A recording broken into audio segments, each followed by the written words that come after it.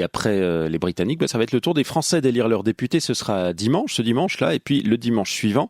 Alors on est allé voir juste derrière la frontière suisse, dans la 5e circonscription de Haute-Savoie, à Thonon-les-Bains, comment se passent les dernières heures de la campagne.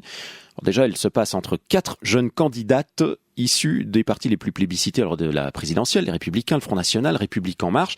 François Fillon était d'ailleurs arrivé en tête au premier tour de la présidentielle, mais l'élection d'Emmanuel Macron a complètement changé la donne. Tout le monde adopte son discours d'une manière ou d'une autre, à tel point qu'on a parfois du mal à distinguer les différences entre ces candidates. Reportage Anouk Henry. Oui, moi il en manque dans la mienne, dans mon enveloppe à moi il manquait 4 candidats. Donc il y a des candidats qui commencent déjà à dire qu'ils vont faire des recours, etc. Il n'y a pas un risque d'annulation, il faudrait qu'il y ait un nombre de voix très très faible entre les uns. C'est l'effervescence à la permanence des Républicains à Thonon-les-Bains. Ce jeudi matin, la préfecture de Haute-Savoie a fait savoir qu'il manquait des bulletins de vote dans une bonne partie des enveloppes électorales. La candidate LR et UDI, Patricia Mahut, 41 ans, fait le point avant d'aller tracter une dernière fois au marché.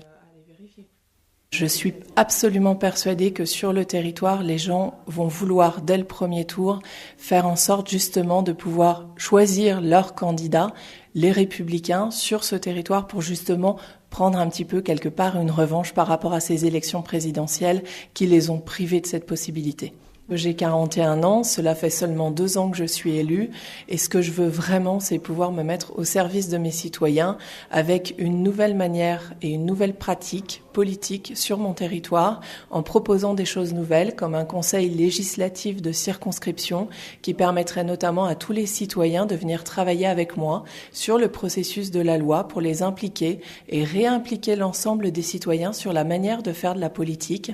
Et il faut vraiment qu'on ramène nos citoyens, nos électeurs au plus proche de la politique législative.